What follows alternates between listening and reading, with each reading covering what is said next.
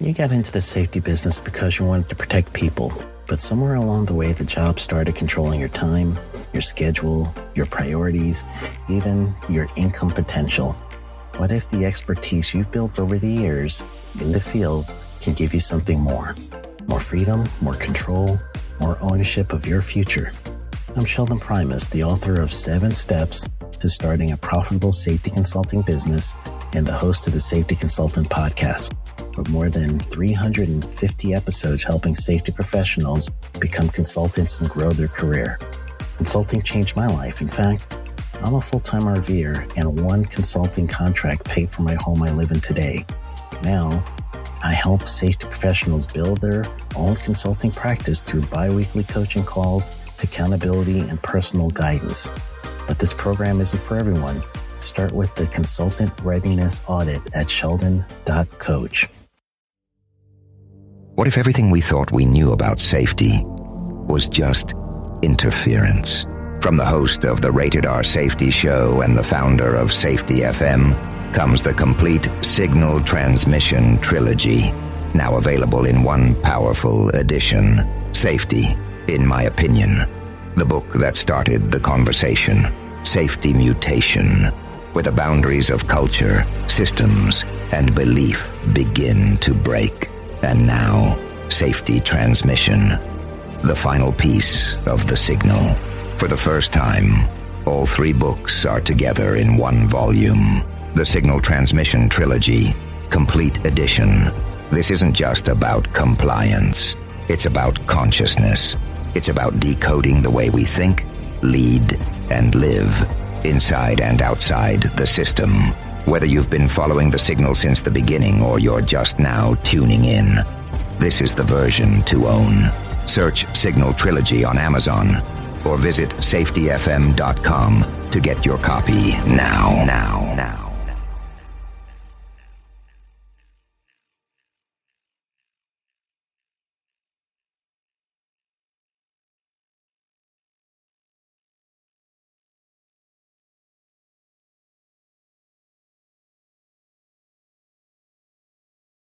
You got into the safety business because you wanted to protect people, but somewhere along the way the job started controlling your time, your schedule, your priorities, even your income potential. What if the expertise you've built over the years in the field can give you something more? More freedom, more control, more ownership of your future. I'm Sheldon Primus, the author of 7 Steps to Starting a Profitable Safety Consulting Business and the host of the Safety Consultant Podcast, with more than 350 episodes helping safety professionals become consultants and grow their career. Consulting changed my life. In fact, I'm a full-time RVer, and one consulting contract paid for my home I live in today.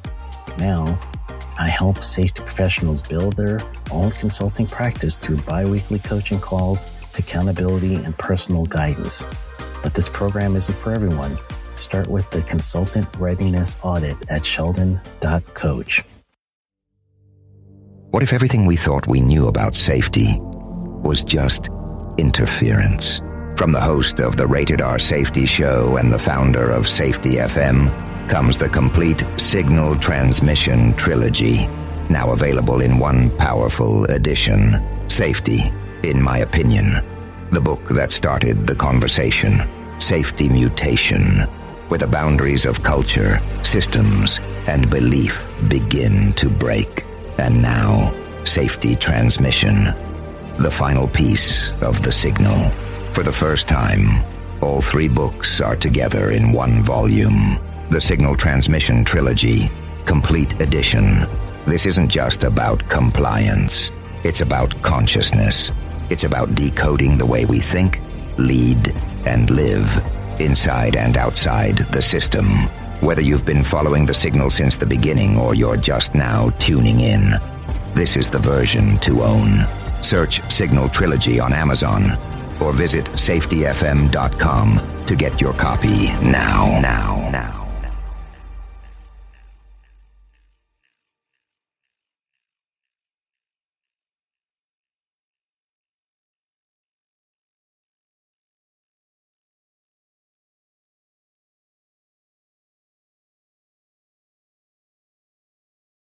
It begins in Orlando, Florida, and travels steadily to the west, beaming across North America and planet Earth and into your head. The world of safety never stops. And now, the Safety FM podcast and broadcast with Dr. J.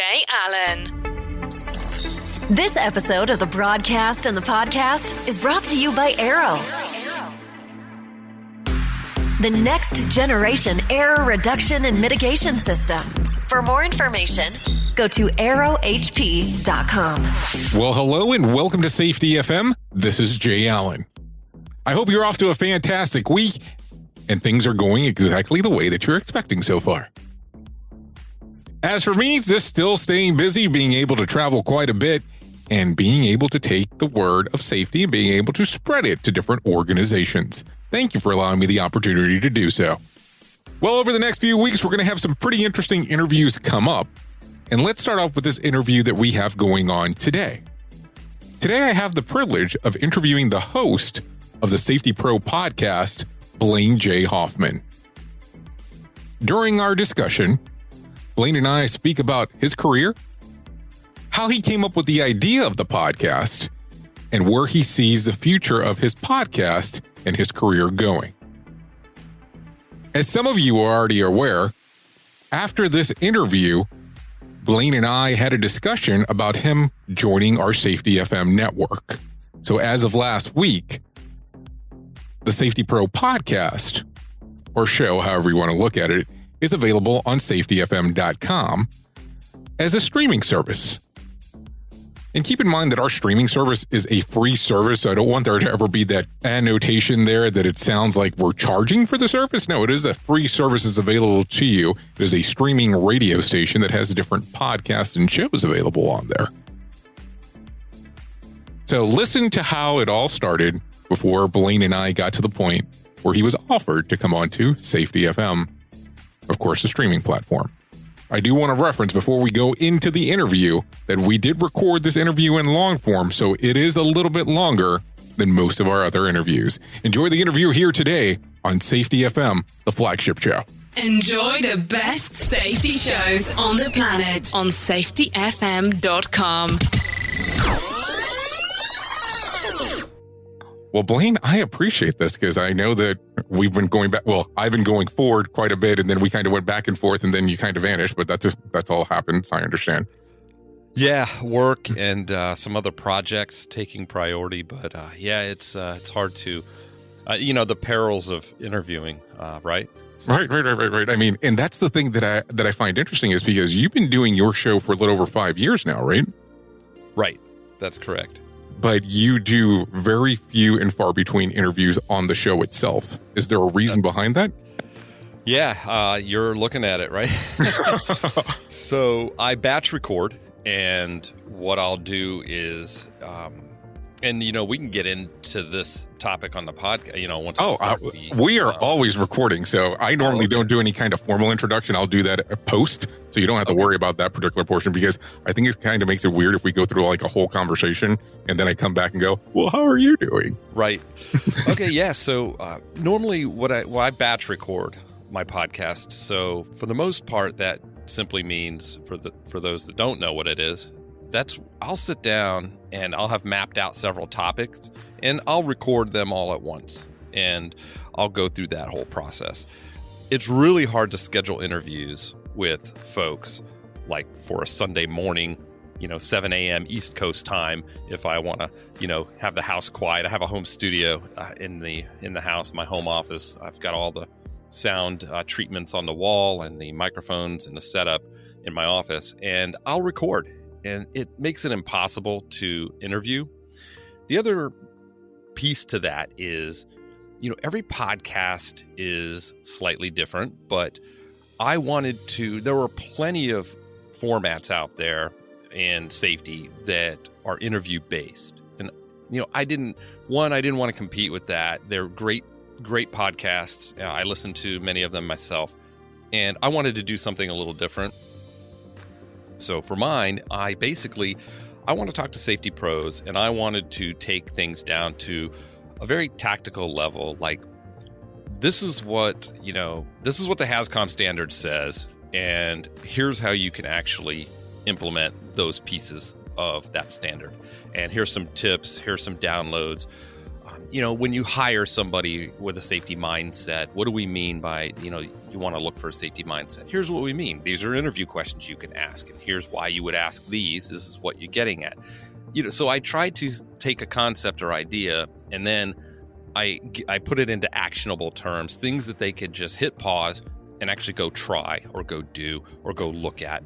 And so that was sort of the differentiator with my podcast was, helping you manage safety one episode at a time, information you can use right now. So that's what I've stuck with. It works for me, and it is by no means the best format for a safety podcast. It was just something that I wanted to do that was a little different so that I can then continue to enjoy the other podcasts that I still listen to that are interview based and do collaborate with other safety pros out there. I'm going to tell you, I already have several questions that are going to come up out of that in regards of what you just said. So when you do your batches, how many episodes are you doing at one time? Try to do 4. If you do a weekly podcast, one a week, then, doing 4 at a time helps, because the next time you record, it's a month later. So you buy yourself 3-4 weeks to promote, to post, to and I'm not even talking about editing at this point, right? That's a whole, as you know, that's a whole nother workflow. But at least you don't have to physically sit down and record. The prep work, as you also know, getting to break down a topic, you've got to write a post. I do a blog post for every one of my episodes, as well as, tweets and LinkedIn posts. And so there's a lot of copy you have to write that supports the episode. So it's not just the spoken word. There's also print and things like that you have to lay out. So you're going to need time. So for every episode that's 45 minutes to an hour long, you're going to have 4 hours or so easily of research prep and just getting it ready. So to record one a week, each week, if you miss 1 week, you're behind. And that's happened to me quite a bit, actually, going on vacation, travel for work, or whatever. So I try to batch record 4. That gives me 2-3 weeks in between to just get my next batch of topics. And what's great is my listeners actually feed me the topics they want to hear, more about. I'll ask people on LinkedIn. I'll get feedback on LinkedIn. I'll be able to see what episodes are resonating with folks and get some feedback. And I have identified a core group of listeners that I go to a lot. I text and or call, and I've gotten to know them over the last couple of years and through the podcast. And I go to them and say, hey, I'm thinking about this topic. What are your thoughts on that? And they give me feedback. So I'm very much in tune with what the listeners are saying and that they would like to hear. And I try to kind of give the people what they want, if you will.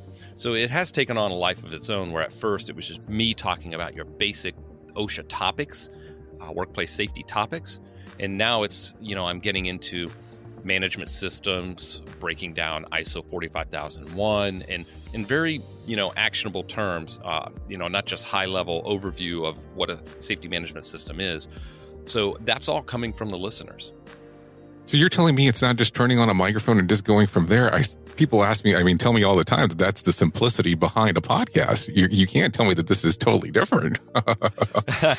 Well, the simplicity about a podcast is the technology is easier now. A microphone, even your average mic, with something to record the audio on, that part is easy.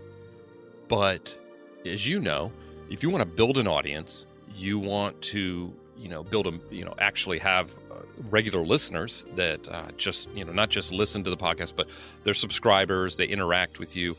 That takes work, just like anything else. And you have to understand who your audience is. And I'll go back to the beginning.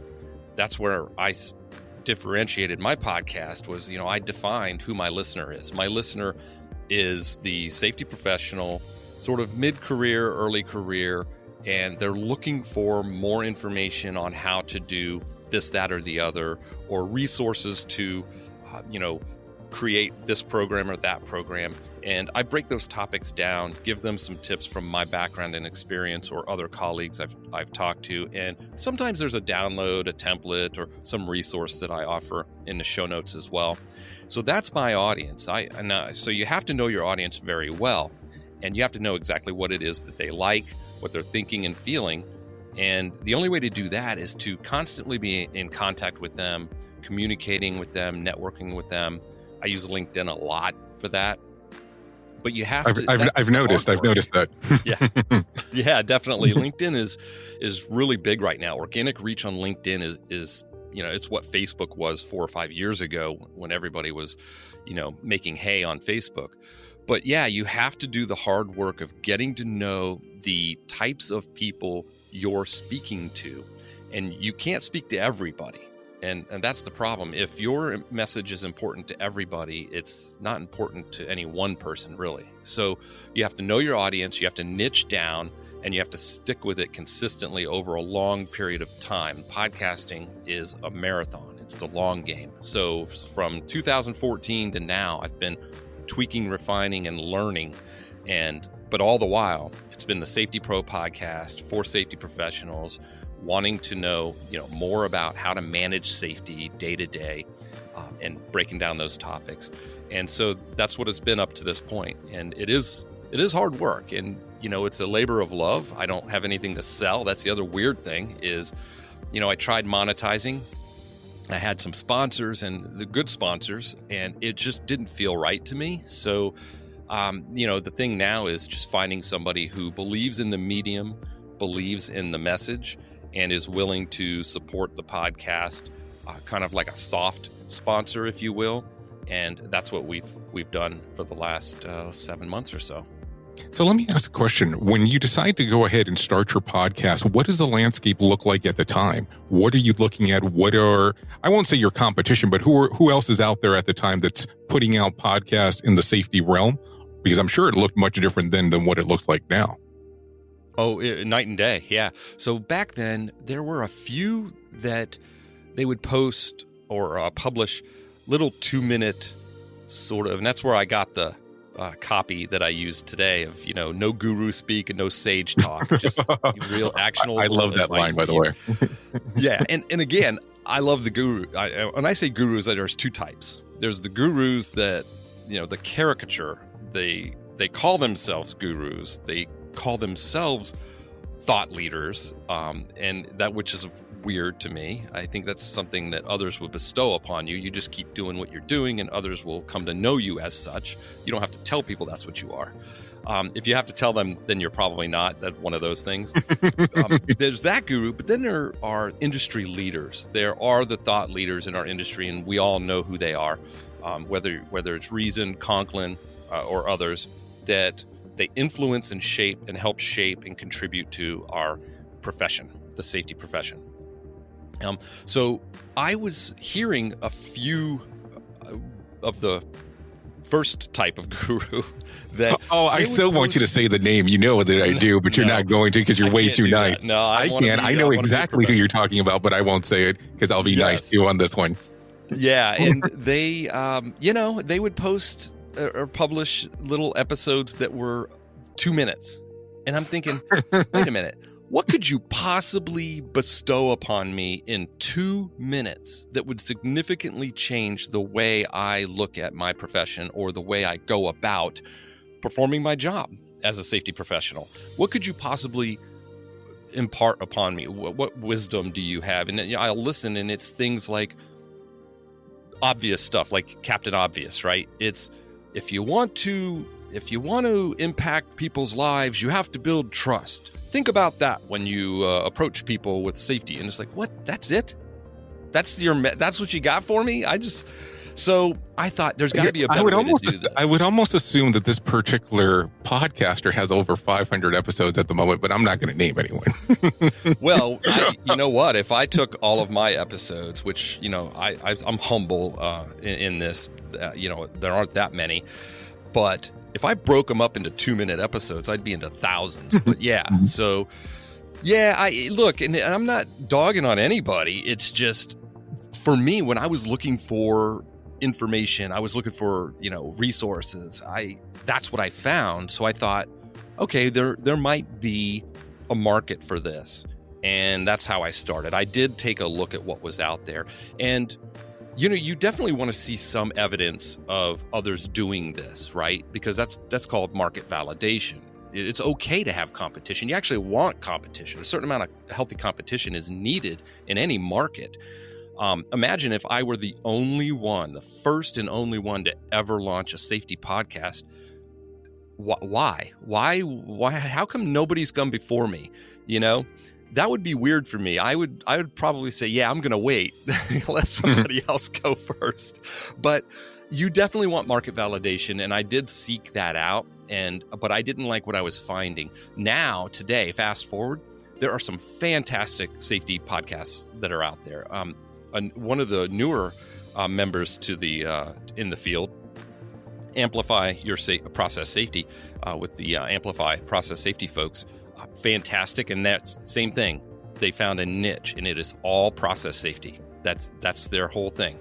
And so that's a great example of how we can all coexist. We all swim in the same pool, and there's plenty to go around. But you also want to diversify. If I'm a listener, I'm not just listening to one safety podcast. I'm listening to probably 3 or 4, and you almost need that many to kind of round out the information these safety pros are looking for.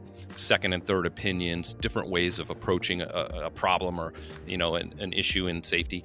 So it's good to have a solid mix of folks taking different approaches and different angles to this. So where does the love for safety come about? Because everything that I can find about you, you've been doing safety for a very long period of time. So what is the story? How did it all start for you? Well, I was a young child. I'm kidding. I don't have a story like that. I will tell you that I always wanted to be a firefighter. And when I was young, it was appealing to me to ride on the big red engine. And so that's what I set out to do. And I did. I was a firefighter, so I came out of the fire service, fire industry. I quickly got into prevention and education when I was in the fire department, mostly because I learned that you can get bored, depending upon which jurisdiction you run in. You can get bored real quick because, it's not like there's fires going on every day in some of these suburban areas, right? Where I worked, that was the case. So you had a lot of downtime. That meant you're either cleaning something, cooking something, or you're just repacking your gear, going through your stuff. So what I did is me and a couple of other folks, we would read up on fire code, ordinances, things like that. And so I volunteered to help do some inspections in our jurisdiction one afternoon with the fire prevention folks, and I kind of liked it. I liked interacting with it. Wasn't what I thought it was going to be. I thought it was going to be you're going to go in and write tickets and everything else. And really what it was an outreach opportunity for our department in the community to build relationships with the business owners. And we did some commercial inspections, but we quickly found that a lot of these business owners at the time, early to mid 90s, they lacked basic fire prevention plans, emergency evacuation planning and training, and things that we could help them with. And I really enjoyed that. I enjoyed being out in the community, working with people. And when I looked to get some more training, I went to the Ohio State Fire Academy and was taking juvenile fire setters and arson investigation. Unfortunately, we lost a colleague at the time when I had taken a leave of absence to get some schooling done. And, talking with the wife at the time, that kind of got our attention. And I said, I think I'm on the right path here with prevention and education. And I looked into a local community college down the road, Sinclair College in Dayton, a great community college. They had a program called Safety Risk Management and Environmental Technology. Half the classes for the first part of the degree, 2-year degree program involved fire science, fire prevention. I thought, I'm a shoo-in, right? So I got transferred some credits from my fire days, got my degree, minored in environmental technology, and then went on to get my bachelor's and master's, and all the while working a couple different jobs in the private sector as a safety manager, safety coordinator, just doing like most of us do, working yourself up. And almost 25 years later, it's you and I are talking.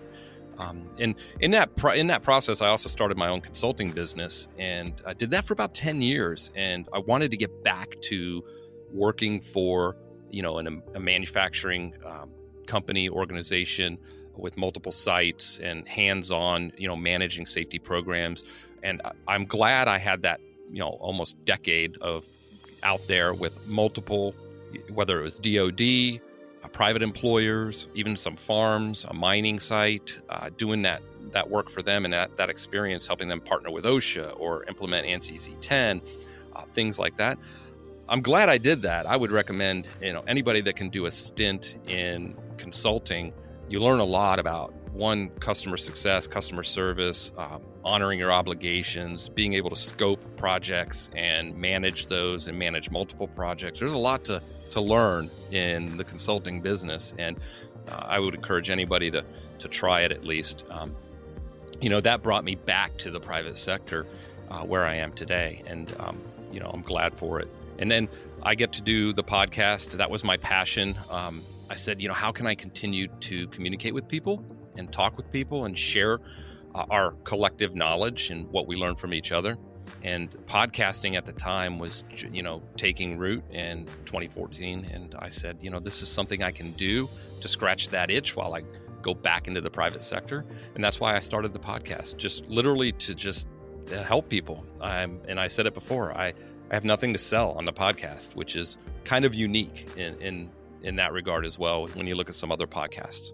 So as you look at through the whole career that you've done, did you ever truly enjoy some of the private sector business that you were doing outside of the consulting gig? Like, did you enjoy the work that you were doing there? And then before you actually decided to go ahead and say, okay, I'm in the consulting business. I like some of the private sector stuff, but let me get back into the private sector. What was the drive behind the private sector and leaving the consulting business? Because as some people know, some of the consulting business can be relatively lucrative depending on what you're doing.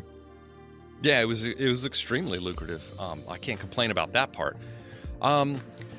Traveling 22 to 28 weeks a year, that can take a toll. It's definitely a young person's game. If you have a young family, the children started to get older, and I don't know, you just mature.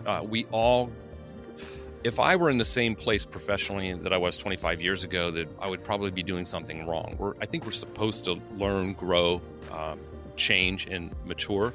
And I don't just mean by age. I mean just, grow into, who we are as people and what we want to do.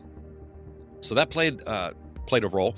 The other one was, and I didn't realize this early on going into it, I went into consulting accidentally. I worked for a company, and the president of the company came to me one day and said, "Hey, Blaine, I've got a friend of mine. He owns a company out there by the airport.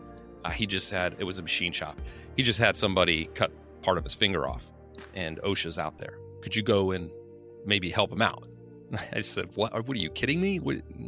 He says, "Yeah." He goes, "Well, send him an invoice. I pay you. He could pay you too." And it was sort of like a joke, but it just started this process of, wow, okay. He called me back again to help him with something else. And he had another business owner, friend owned another business, and that happened again. And I got involved with the local association that we were members of on that safety committee, started doing training. And then, that's when I got started with the OSHA Ed Center in that area. I then chaired the outreach program. I got dual authorized to teach the 10s and 30s and then the OSHA curriculum as well at the Ed Center, and did that. That sort of lent itself to people calling you. And so I ended up having, I think the last year I worked full time for that company, that same year I had made a little more than half of my salary, the equivalent of half of my salary, doing training and consulting. So I'd already built up, this customer base, if you will. So I knew that if I decided to make that leap, I already had money rolling in. I had a pipeline. and I knew exactly what to do to get more. And so it was an easy transition. It was an easy decision, and I enjoyed it. And I think as I experienced more of the client work and going into these manufacturers, I got to work with these teams. I got to hire safety managers for these companies and interview them. I got to assemble teams and show them how to set up a safety team. And we got to create union jobs at some shops that weren't there before, full-time union positions as, safety reps for some of these areas, and then work with them and developing them. But the problem is I would leave, I would come back a month later, they would share with me all the stuff they did in just the 3.5 weeks between. And, I couldn't take part in any of that. I kind of missed out on that. And so being a part of a work family, I'm using air quotes here, but being part of the family, even though I got to know them and know, like, and trust, and they still contact me and connect with me, I was still an outsider. So I didn't realize that would affect me as much as it did. And that's sort of one of the other drivers that pushed me back into the private sector is, I want to be a part of that team, a part of that success. I want to share in that with them as not an outsider, but somebody who's there every day that they can rely on. And that's sort of what pushed me back in there. So as I listen to you talk, and then I actually go through some of the portions that I could find about your career, it looked like you went to several different companies, and these different companies, some of them actually do different safety practices compared to some of the other ones. You were at a pretty big manufacturer for aviation, and I won't go into name unless you want to. And they were a big proponent of something that's known as human and organizational performance. Yes, absolutely. Were you involved there? HOP training there, and was a HOP coach for about 7 of the manufacturing plants at one site. So as you get to see so many of these different concepts of safety, and I'm using now air quotes too to follow you, but as you see the different concepts that are out there based on the different organizations, and you kind of have to tailor what you do when you go out and you speak with people and how you actually take the approach to your podcast. What are your beliefs and concepts when it comes to safety? Oh man, so it's pretty straightforward.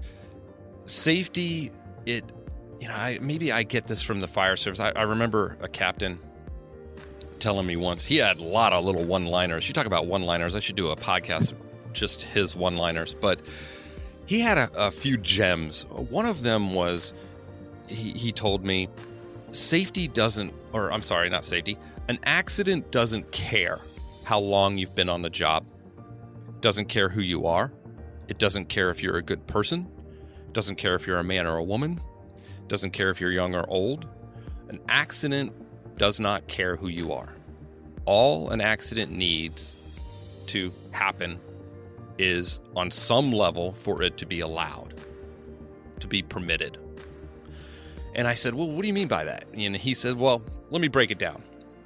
And he goes into this long spiel. This is a very long conversation we had about, individual choices, individual experiences, background, knowledge, education, how long you have been doing this particular task.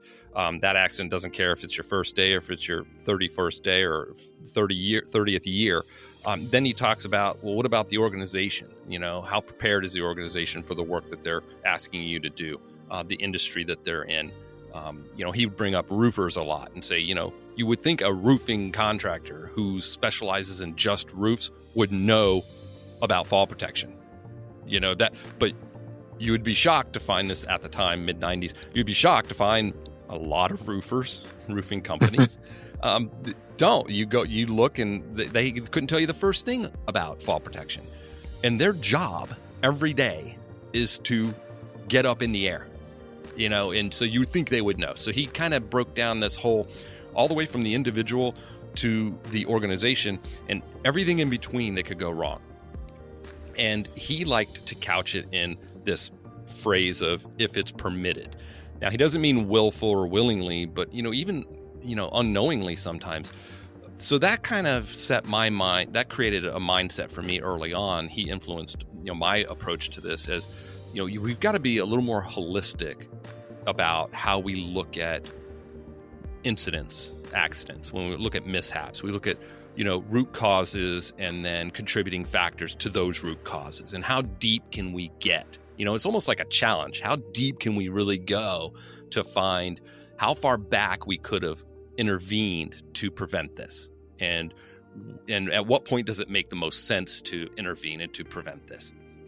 And so that started me off with the investigation process early on in the fire department, and the manufacturer that you mentioned, when I got there, that was their mindset as well, which is, look, we've got the human and organizational performance, and we have how we interact with everything from policies, procedures, work instructions, who wrote those, how well were those written, and the person that wrote those, what was their background and experience. I mean, you can't just look at a single point of failure or point to a single root cause and say, oh, that person lost part of their finger in that machine because he wasn't paying attention. It's like, wow, if I would have known that 25 years ago, that all I had to do was tell people to pay attention, I would have, I could have retired and I've been in the Bahamas by now. I could have made serious bank on that. But apparently it's a dirty little secret, because it's got to be more complicated than that. Otherwise, we would just pay attention, right? So the HOP approach to me was interesting because for those of us, and I had a lean background as well, and there are aspects that overlap, and the whole approach to me was appealing because it made sense. When you talk to average people, take it out of the context of work or the work environment and just talk to people, and you have these normal conversations. This is the logical way that we think, right? We think like if something happened at the house, even a minor incident at the house, mowing the lawn or, throwing a rock with the lawnmower into the neighbor's window. It's like, they'll tell you flat out, oh, well, yeah, I should probably go check, the yard for rocks before I mow and things like that. But all of a sudden we get into the workplace, everybody's an idiot. Everybody's to blame. It's, you shouldn't have done that. And, we change our mindset a little bit. So I've also taken this approach of making that connection of off the job and being at home, both personal accountability and also how we establish our work, in the workplace, how the organization sets up the work to begin with, and everything from who we hire, who we put in positions of influence and oversight. And don't get me started on the accidental safety people. That's a good one too. So yeah, I mean, if you talk to people and have a real conversation, most people understand that putting blame on an individual when something happens is probably not effective, and it's actually dishonest. And there are other things that we have to consider in the organization. And what I've always told people, especially managers and supervisors, is even if you can point to the individual and tell me without a doubt that individual is the reason why that incident happened, you still need to ask yourself, if that were true, how is it that individual was able to do that? How is it that individual either got past the interview process and got through the hiring process, got through the training process, and got out onto the shop floor or out onto the job site with all these other people that are not like that, and no red flag, nobody noticed this, right? So you don't get a pass even if you can point to an individual person and it was their fault, using air quotes again. That's the downside of audio. You don't get that right. sarcasm piece. But look, organizations have to hold themselves to a much higher standard and have to be willing to take an honest look at their practices, policies, procedures, or lack thereof. And so what I've learned, and you mentioned all these different approaches along the way that these different companies have taken that I've been with, you have to be insanely curious. And I like to think I always have been. You have to be willing to learn and try new things. You have to be willing to consider that there might be another area that we could look at, of whether it's an incident or an approach that we could try and take to managing safety. And what I've picked up along the years from all of these engagements and exposure to these different organizations is that while they all have some slight differences in how they apply this stuff, one thing is true. You're never gonna get out of this, away from this notion that it is holistic, that it is a system that is connected, and that all the parts of the system have to be addressed. That you can't have that single point of failure. That's just not going to happen. You're not going to have Blaine is an idiot, and that's why that accident happened. How is it, and I used to joke, how is it you have an idiot working for you and you didn't know it? Seriously, and what was the answer you normally got? They would just look at me. So I'll tell you a quick story, true story. But hold on, before you go into the true story, how does this actually turn the way that you actually look at safety? So I don't think it turned the way I looked at safety. I think it confirmed the way I had been developing my outlook. When I went through the HOP training and I got exposure to some of those concepts or ideas. And I don't know, you could tell me, because you talk to a lot of the folks, the coaches and the folks that do the consulting and the training. Are you trying to say that I speak to the gurus? Because now I'm gonna take offense to that. I didn't say gurus. I said to the folks, the fine folks, the fine folks that do this training. And so they may be able to tell you, but my experience in the three different sessions that I was involved in, you look around the room and you talk to people when they come out, and it's like, They almost smack themselves in the head and go, well, duh, why didn't I see this earlier? Why didn't I know this before? It makes sense. It just makes sense, right? So it just confirmed for me, everything I'd been thinking and feeling along the way, that, yeah, this is the approach that we're going to have to take going forward. It makes sense. So my interaction with people, when I ask them, rhetorical questions, and I do it to be ridiculous to get their attention, is they give me the blank stare and they go, yeah, you're right. And because they know, sometimes you just have to jar them. You have to give them that aha moment, that smack in the head moment, like, well, duh, you're right. This is what we have to do if we want to stop this from happening again. And the minute you can blame somebody, I mean, literally blame, Joe or Jane, it's their fault, then you can wash your hands of it. You could say, we have nothing more to do here, and we are not responsible in any way, shape, or form. That it was a bad actor, and we disciplined, or we did nothing, we just let it go. And that's a bad position to be in. You know what I mean? I don't feel comfortable with that, and I never have. So, that's the approach I've always taken. And in that story I was going to tell you is funny.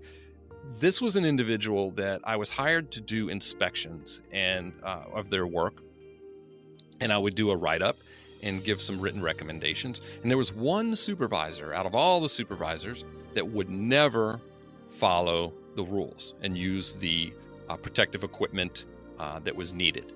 In this case, it was, well, I won't say where it was, but because people could probably figure that out. You're always so kind. Well, I try to keep myself out of hot water. So what I did was about the fourth or fifth week, I encountered this supervisor doing everything wrong, I went into the president's office and I said, I'll use a fake name. I'll say Steve. I'll say his name is Steve. It was not Steve, but I'll say that. I would say, okay, this is the last report I'm going to give you on Steve. And he just says, well, what do you mean? I said, my professional opinion, Steve is going to get somebody killed. And I'm not kidding. He doesn't use the protective system. He's terrible to his people.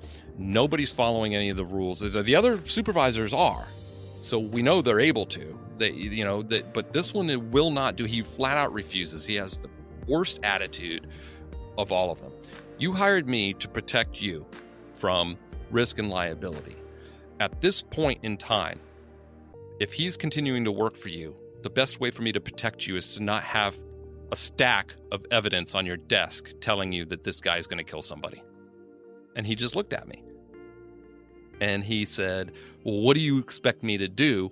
I don't have, somebody do you know somebody, do you have somebody to replace him? Or he made some comment like that.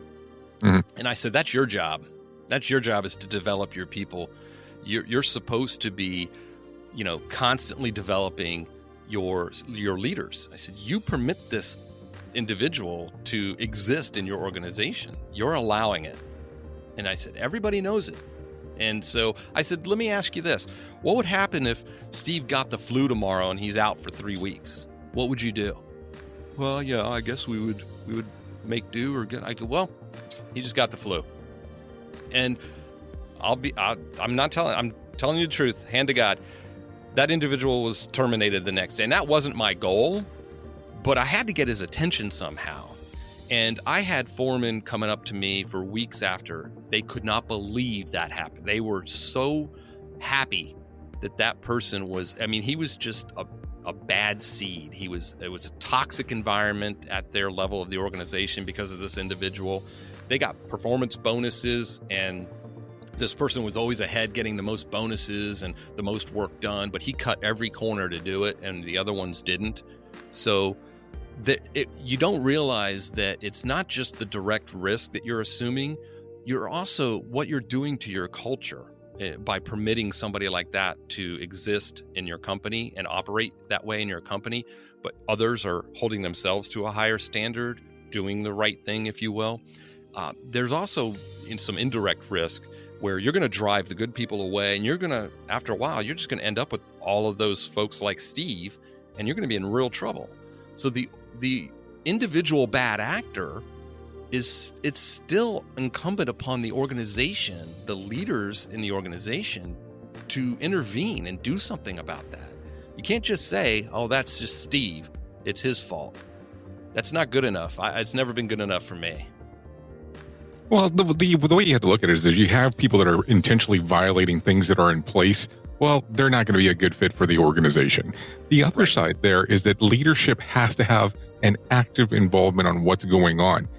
Plus, on top of that, they can't turn the blind eye because, as you are aware, that's going to change the culture inside of the organization, especially when you have people that are doing things, like you said, the right way, but people are tending to ignore the Steves of the world because, hey, I won't say that he's the pet, but he's the one that's looked at because he's doing all this production at X amount of level.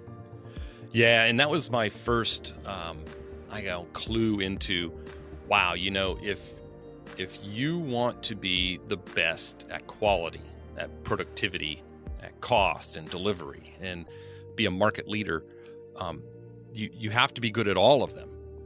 And then safety is included, of course. But if you think about it this way, if you want to be the best at quality, but you have a poor safety program, high incident rate, you have unplanned stops in work, you have people going off jobs to light duty and having somebody cover 2 machines, or how was your quality going to be impacted by that, do you think? Well, right? You're not going to have very good quality. Then we'll start off with that. Then what's going to happen to your cost, right? Your cost eventually is going to go up. Your rates will go up. Your shop rate goes up as a result, and therefore you're less competitive. So if you want to be good at quality, you want to be the cost leader, you have to be good at all of it across the board. You can't just be good at one thing. So safety, and I made a joke about the accidental safety person earlier, and these are some of the people that helped shape me too. That I've come across a couple of organizations where somebody got injured, and almost as a punishment, they said, well, you're going to be the safety person now. Mm-hmm. That's exactly how it goes. They don't support them. They didn't give them any training. They didn't give them any technical skills. They didn't send them to classes. They just said, here, you name another profession, Jay. And this is funny. I should do a podcast on this one. Name another profession where that even remotely makes sense. Can you imagine the person that bullies their coworkers, is inappropriate in conversations with them, and doesn't get along with others? And as a punishment of people complaining about this individual, as a punishment, they say, you know what? We're going to make you in charge of HR. Not even one comes to mind that I can even think that that's how they use it. Yeah. You keep breaking all the equipment, running it into the ground. You know what? We're going to make you in charge of maintenance. as a result. That'll fix you. Safety is about the only thing I can think of that we do that. You get an accident, an injury, and you're on light duty and you can't, quote, do anything. So we're going to make you do safety. It's bizarre to me. So the safety profession, as a profession, and I'm talking to somebody like yourself who's extremely qualified and credentialed, and you get this. But what I want others to understand, especially leaders out there, is that, safety, one, needs to be an integral part of the business, from the business plan, operations, a seat at the table, on the board. It needs to be an integral part, just like quality, productivity, engineering, financial, that whole piece right there. It needs to start at the top. And then you'll have the respect, I'm using air quotes again, where we hire HR professionals to handle human resources. We hire financial professionals to be the CFO, to be the controller. We hire engineers, we hire safety professionals to head up safety and represent safety in our organization. And I think we've made a lot of progress. But I remember those days, and I'll still come across every once in a while these accidental folks that they say, dude, I'm just trying to keep my head above water. I have no idea what I'm doing. I'm like, well, shame on that company. They should support you. I'm not saying you can't put people in that position. I'm saying if you put people in that position, you have to support them. And that's the piece that was missing for a while. And I've seen a lot of headway in our industry and with folks like that you associate with, that you're familiar with, going out to these companies and doing the training, and whether it's HOP or whether it's with lean, whether it's with root cause analysis, whether it's just doing with the National Safety Council or ASSP, some of these associations, a lot of great work is going on out there in safety. It's a great profession to be in right now, and the future looks really, really good if anybody's looking to get into a really good profession that pays well and is going places. Safety is a place to look. I'm really optimistic about the future. And you can look to these companies that are getting it, whether it's the GEs or the big companies out there that are putting safety up front as a part of the business, as a way of operating. They understand the value, the connection there. You can look to those companies as, how should we be approaching this as well? I don't think businesses have an excuse anymore, right? No. In 2019 to just give themselves a pass. I just don't understand those that do. Well, as you see this, as there's some people that are in our industry that are aging out, and you're seeing a newer and younger generation coming in, where do you see some of the transitioning taking place? And I know that I'm asking you to predict the future question. I might ask you for lotto numbers at the end, but that's a whole other story. But what I want you to think about here for a moment is, as you're seeing the millennials come in and the different generations, where do you see the industry going? Do you see that it will be real within the next couple of years where safety will have a seat at the board, where safety will actually be inside of that C-suite? Do you see those changes already occurring? I do in pockets. I do. And like I said, I am optimistic, and I would say probably not a year. So I'd probably say 5 to 10. Okay.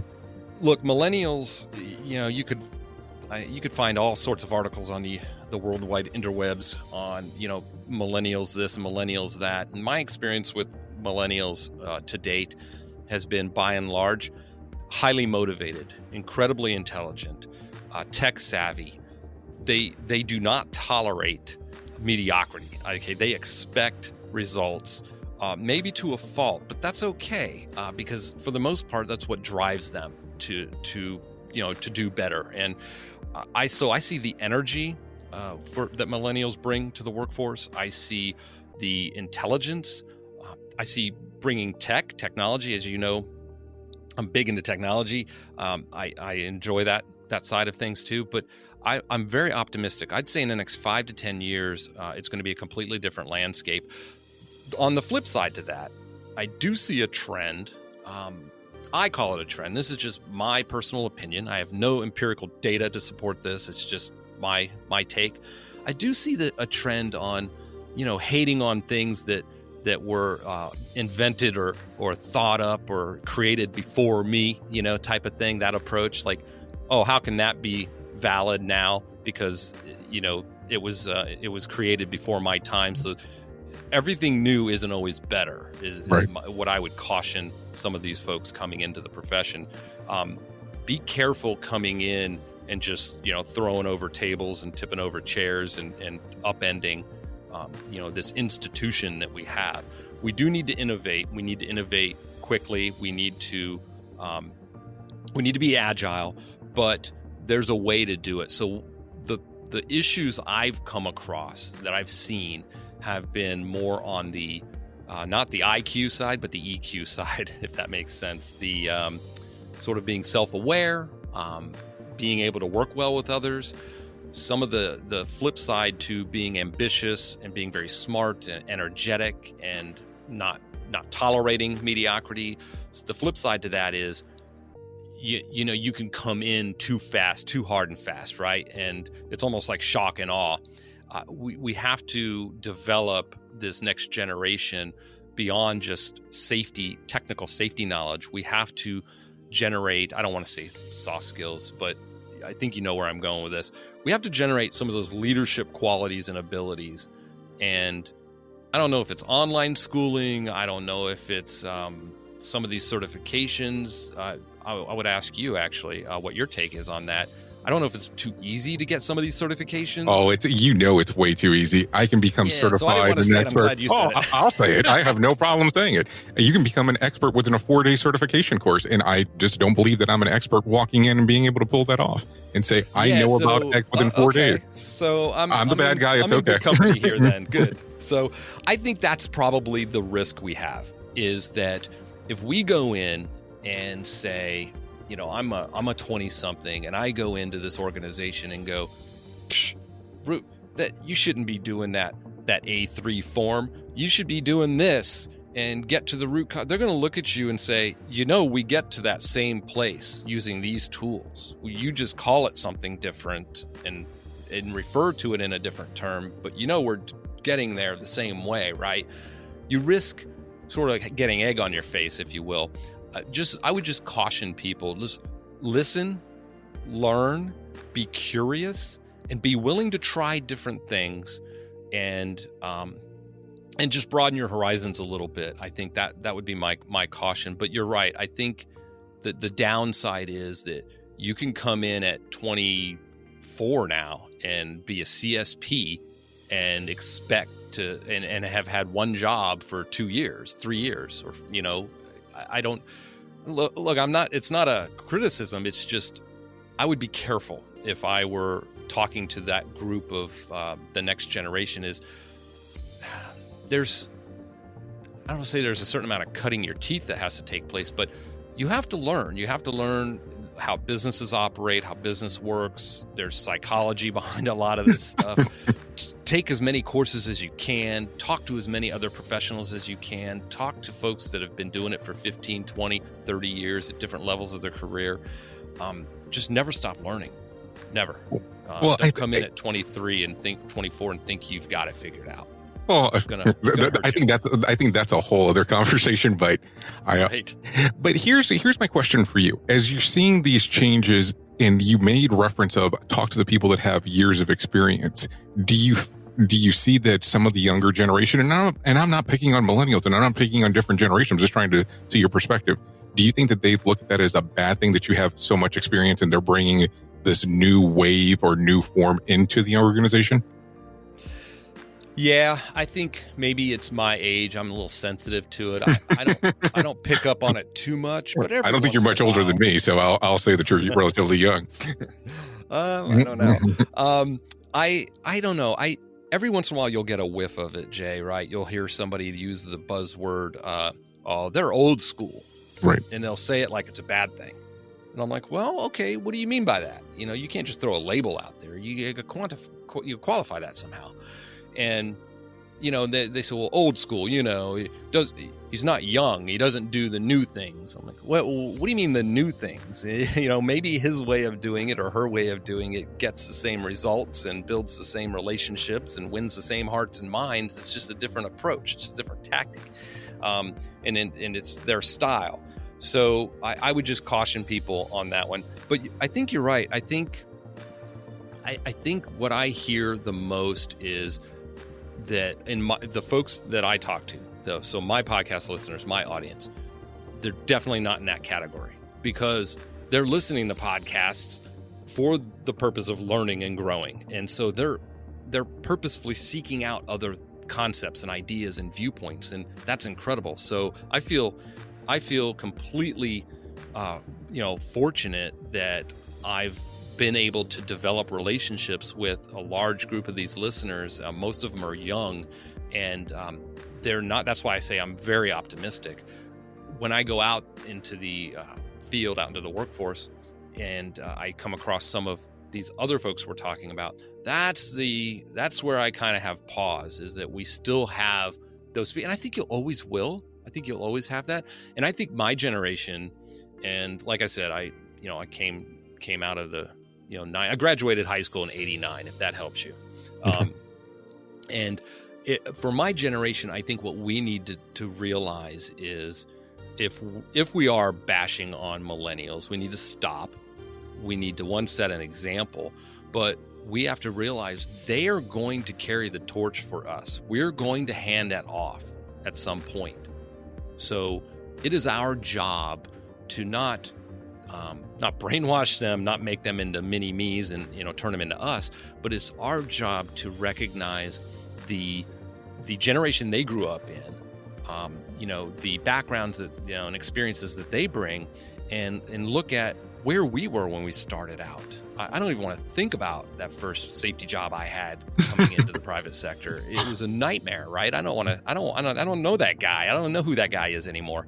But we need to have some empathy here for anybody that comes into a career new and young, and we need to be the leader we wish we had. We need to be the leader that we need to be to inspire them and lead them into their future career so that we can exit with grace. And that's a challenge. So our generation needs to take the position of mentor, coach, trusted advisor, not instructing people on what to do, but just being there for them, listening, and like I said, empathy is the big thing, is understanding that we're different generations, we come from different places, have different backgrounds, and we're going to get there together. But I think both sides have a role to play, and that's certainly the position I've taken by sharing things like this and what you're doing with your podcast, and just talking to different people with different backgrounds and ideas. It's invaluable to get that kind of exposure. I appreciate you saying that. Well, Blaine, I have a question for you. What do you have new coming down the pipe? Wow. So just continuing with the podcast, I think with my podcast, I'm going to try to do a few interviews here and there a little bit more. I've started doing podcasts on location. I got invited to podcast from the VPPPA National Safety Plus Symposium in New Orleans, and that was exciting when they found my podcast and asked me to come down there and podcast from their event. They've asked me to come back to Orlando for next year as well. And so I'm going to try to do more public speaking and talk about some of these concepts and ideas. And one is that I'm working on is, how to broadcast you see the play on words there, how to broadcast your safety message. And that is, safety pros, we need to be able to diversify, and whether it's spoken word, video, print, we need to diversify how we broadcast our safety messaging to our population, to our companies, our organization. And we need to kind of take some notes from folks like you and myself as a podcaster, how we're getting our messages out and how we're connecting with people. Businesses can do that internally as well. So I'm on this kick lately on teaching businesses how they can take the same approach internally and really, throttle up their safety message by using different media approaches and getting, taking a page out of the PR marketing book and with their safety messaging. So doing public speaking is on the radar. I've got a couple of gigs lined up and I'll see how those go, but I want to get out there more and just connect with people and talk and learn from them as well. And then obviously professionally, just always looking for opportunities to continue to learn and grow as well. And just like you, I'm going to stay insanely curious and, always keep an open mind. Now, Blaine, if the audience wants to get more information about you, what's your website that they can go to? The website for the podcast is pretty simple, thesafetypropodcast.com, all one word, and they can get information there. They can see, listen to all the episodes and see all the show notes as well, and, get upcoming episodes there. It's also everywhere podcasts are. I remember the days, Jay, where it was basically Apple Podcasts, right? That was it. That was it. There's Google, there's Spotify, there's Pandora, then there's all the podcast apps you can get to. So I just say wherever podcasts are found, that's where you can find the Safety Pro Podcast on mobile as well. Find your favorite podcatcher, and that'll do the job. Well, Blaine, I have to tell you, we need to do this again. It can't be this long between the first one and this one. Was when we do it the second time. And I appreciate you coming on to We should get a group of us on. We should do a panel or something. That would be fun. We can. We definitely can. And once we're going to hang up on this, and this will be my teaser, I have some questions for you if you don't mind, but I appreciate you coming on to Safety FM. Sure. Thanks. The views and opinions expressed on this podcast are those of the host and its guest and do not necessarily reflect the official policy or position of the company. Examples of analysis discussed within this podcast are only examples. They should not be utilized in the real world as the only solution available, as they are based only on very limited and dated open source information. Assumptions made within this analysis are not reflective of the position of the company. No part of this podcast may be reproduced, stored in a retrieval system, or transmitted in any form or by any means, mechanical, electronic, recording, or otherwise, without prior written permission of the creator of the podcast, Jay Allen. You got into the safety business because you wanted to protect people, but somewhere along the way, the job started controlling your time, your schedule, your priorities, even your income potential. What if the expertise you've built over the years in the field can give you something more? More freedom, more control, more ownership of your future. I'm Sheldon Primus, the author of 7 Steps to Starting a Profitable Safety Consulting Business and the host of the Safety Consultant Podcast, with more than 350 episodes helping safety professionals become consultants and grow their career. Consulting changed my life. In fact, I'm a full-time RVer, and one consulting contract paid for my home I live in today. Now, I help safety professionals build their own consulting practice through bi-weekly coaching calls, accountability, and personal guidance. But this program isn't for everyone. Start with the Consultant Readiness Audit at sheldon.coach. What if everything we thought we knew about safety was just interference? From the host of the Rated R Safety Show and the founder of Safety FM, comes the complete signal transmission trilogy, now available in one powerful edition. Safety, in my opinion, the book that started the conversation. Safety Mutation, where the boundaries of culture, systems, and belief begin to break. And now, Safety Transmission, the final piece of the signal. For the first time, all 3 books are together in one volume. The Signal Transmission Trilogy, Complete Edition. This isn't just about compliance. It's about consciousness. It's about decoding the way we think, lead, and live, inside and outside the system. Whether you've been following the signal since the beginning or you're just now tuning in, this is the version to own. Search Signal Trilogy on Amazon or visit safetyfm.com to get your copy now.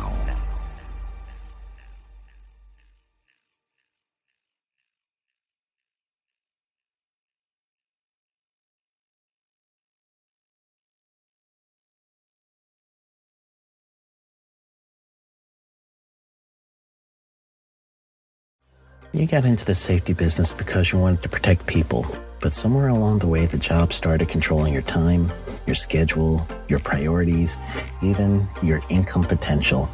What if the expertise you've built over the years in the field can give you something more? More freedom, more control, more ownership of your future. I'm Sheldon Primus, the author of 7 Steps to Starting a Profitable Safety Consulting Business and the host of the Safety Consultant Podcast, with more than 350 episodes helping safety professionals become consultants and grow their career. Consulting changed my life. In fact, I'm a full-time RVer, and one consulting contract paid for my home I live in today.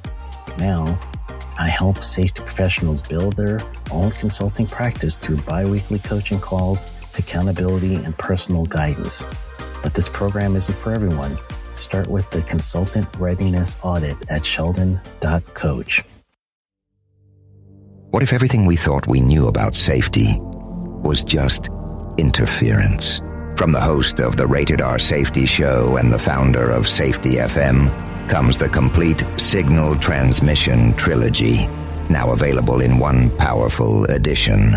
Safety, in my opinion, the book that started the conversation. Safety Mutation, where the boundaries of culture, systems, and belief begin to break. And now, Safety Transmission, the final piece of the signal. For the first time, all 3 books are together in one volume. The Signal Transmission Trilogy, Complete Edition. This isn't just about compliance. It's about consciousness. It's about decoding the way we think, lead, and live, inside and outside the system.